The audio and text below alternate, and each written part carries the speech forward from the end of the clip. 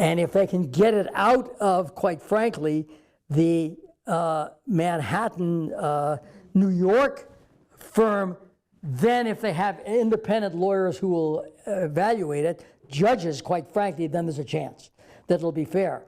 And he may lose. And I'm not saying that he has a right to win. I don't know whether he's going to win or not going to win, but he's not going to be fairly evaluated now in Manhattan, New York, by this Judge Merchan. That's former U.S. federal judge appointed by President H.W. Bush, Oliver Wanger, certainly spelling it all out in the legal arena, but the political arena is where all the rhetoric is spilling over. Trump's lawyer also saying he expects this case to be dismissed before it gets even close to a trial. So how does our panel see this all playing out?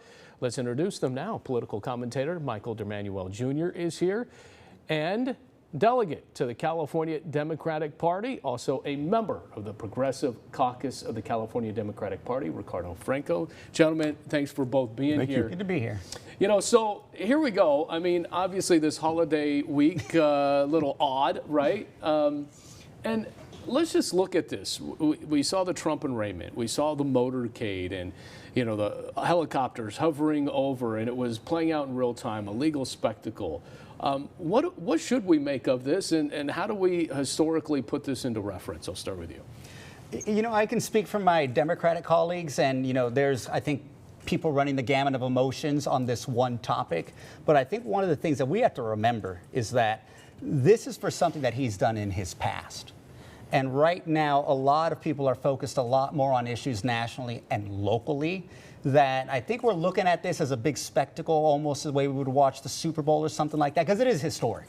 Just like you said, we haven't seen anything like this before. Even Nixon was not, he was pardoned by Gerald Ford because he thought that the country wouldn't be able to handle something like this. So as Americans, we're all going through this for the first time. And so everyone's kind of peeping out the window to see what's happening, you know, down the street in Manhattan.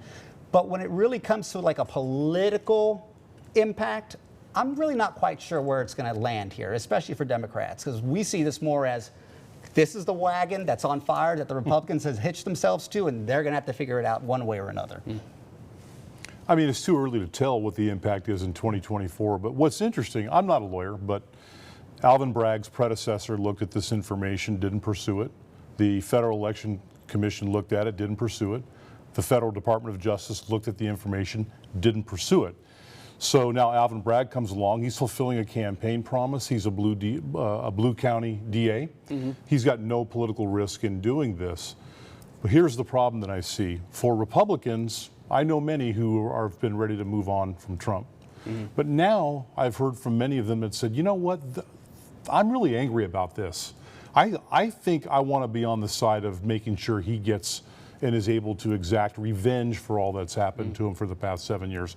I think if Democrats are happy about what they're seeing, they should be very careful, because retribution and revenge when Republicans are in power against Democrat office holders that you might like, if you're happy about this happening now, you can't be squealing about it later.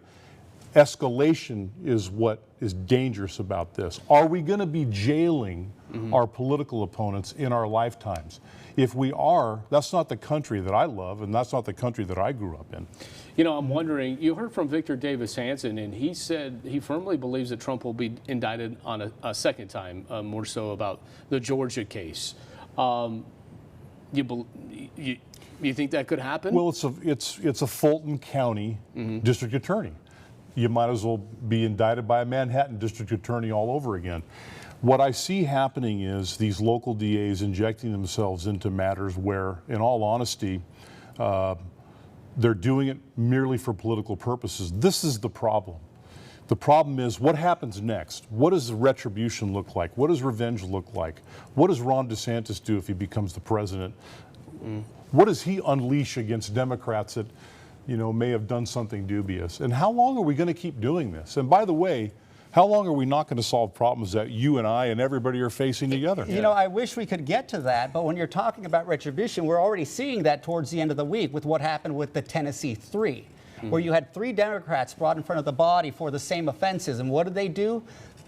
They removed the 2 young black men, but the white woman was allowed to stay for the exact same offense. Now, why? Because she said it more politely. And there was nothing for the Republicans to gain politically from this, but all it did was expose the blatant racism out of there. And so there's going to be retribution from the other side. That's what it's going to look like. And young voters are going to come out and understand this and see this. There was nothing for Republicans to gain from this, but they did it because they could not help themselves. We got a little bit of time left on this topic, and we got to move on. But we talked. You hinted towards it. This could rip the nation apart. It can. Is this political civil war now? Are we there yet, or we're not there yet? We're simmering.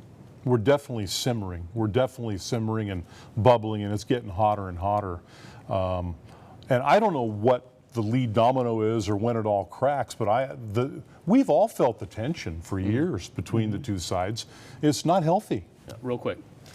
Sometimes you hear mom and dad having an argument in the kitchen, and the kids aren't supposed to hear it.